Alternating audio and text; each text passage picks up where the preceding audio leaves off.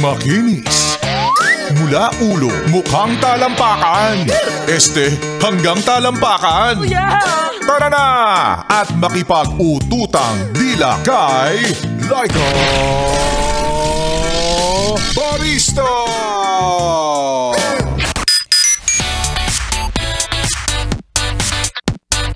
Hi at kaway-kaway sa'yo, yes, friend.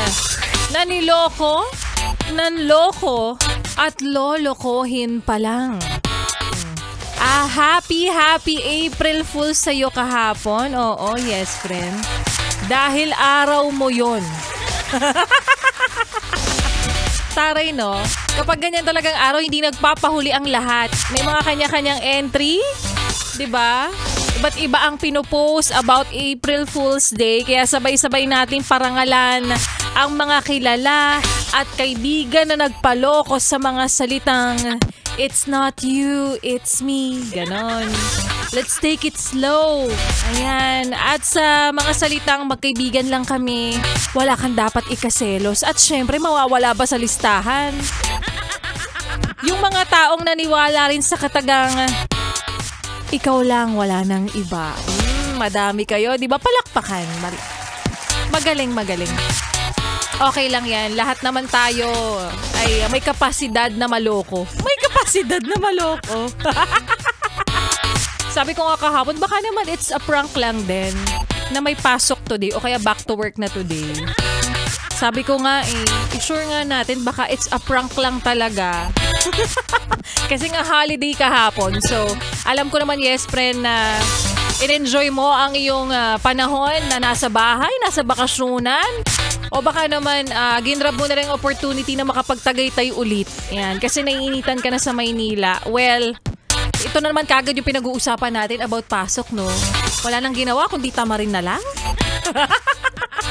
Maayong hapon sa mga mawat at gwapa na yes friend natin. Kasama nyo na nga kapiling karatig, katuwang at kaututang dila rin ngayon pong araw ng Wednesday. DJ Laika Barista na ang iyong kapiling 3 p.m. to 6 p.m. Dito pa rin sa iyong paboritong solid na kabonding ng 101.1 Yes FM. Alam mo, feeling ko parang Tuesday pa lang. Ang galing, no? Dapat pala holiday ang Tuesday para kahit pumasok ka ng Monday, you're looking forward na kinabukasan wala ka na naman pasok. And it feels like pag Wednesday na akala mo Tuesday pa lang. Well, in fact, Wednesday na. O, diba? Ginulo ko yung isip ko. Hoy, yes friend, alam ko naman medyo may katamaran ka pang taglay ngayon. Alam ko rin na nag-aabang ka na naman sa papremyo namin. Oo, dahil lahat naman tayo nangangailangan. Kaya naman heto na ang tumataginting na 500 piso para po sa ating Pera lang yan! Pera lang yan! Heto na nga yes friend, ang like katanungan natin for today. Kaya para sa mga sumasali dyan at hindi pa rin pinapalad, baka naman ito na ang yung pagkakataon. Heto na.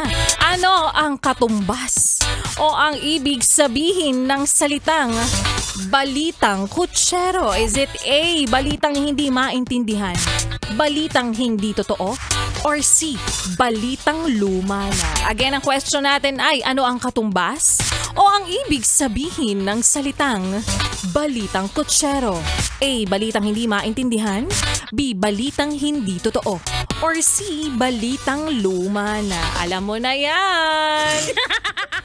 I-message mo na ako sa aking Facebook fan page na Laika Barista, LYKABARISTA. Kapag nag-message ka, sabihin ng tamang kasagutan, samahan na rin kagad ng iyong numero at suking tindahan. Suking tindahan! Numero, yes friend, at valid ID, oo, para kapag pinanalo kita, instant mo ring marireceive agad ang 500 pesos. Nako, sinasabi ko sa inyo, oo, instant agad. Wala nang pakuli-kuli pa, yes friend. Agad-agad mong marireceive ang 500 pesos. Kaya again, sumali ka na. Baka ito na ang iyong chance. PM na sa aking Facebook fan page na Laika Barista, LYKABARISTA, para sa inyong mga kasagutan at mamaya isa-isahin ko ang inyong mga messages at mamimili ako. I-announce ko yan mamayang alas 5. So, kapalit ng mga ipinamimigay namin dito, yes friend, kasiyahan, entertainment, pera o lahat-lahat na, wag mo nang ilipat ang iyong stasyon. Wag mo na rin ipihit pa ang iyong talapihitan sa kalaban dahil mamaya sa aking pagbabalik.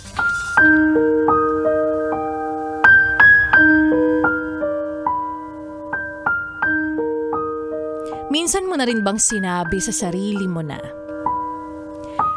ganito yung klase ng taong gusto kong makasama? Pero ang hindi mo alam, kapag tinamaan ka, wala ka nang magagawa pa. At yan nga, yes, pre, ng kwento na ating mapapakinggan mamaya sa aking pagbabalik para po sa ating Laika Barista Moments. Kaya naman ituloy pa natin ang pakikinig mo, pagsabay mo, pag-indak mo sa mga kantahan natin ngayong hapon sa programa ni Laika Barista. Kasama rin ang susunod nating kanta na para sa iyo na nagtatanong kung paano tayo yayaman kung ganito kamahal ang presyo, paano tayo yayaman kung lahat na lang ng bilihin ay mahal? Ikaw na lang ang hindi nag-iisang mahal. Ay! Saklap naman. Kaya naman here's Paano? May Zach Tabudlo. Dito pa rin sa iyong paboritong istasyon na kabonding ang 101.1. Yes! FM Solid. O giliw na rin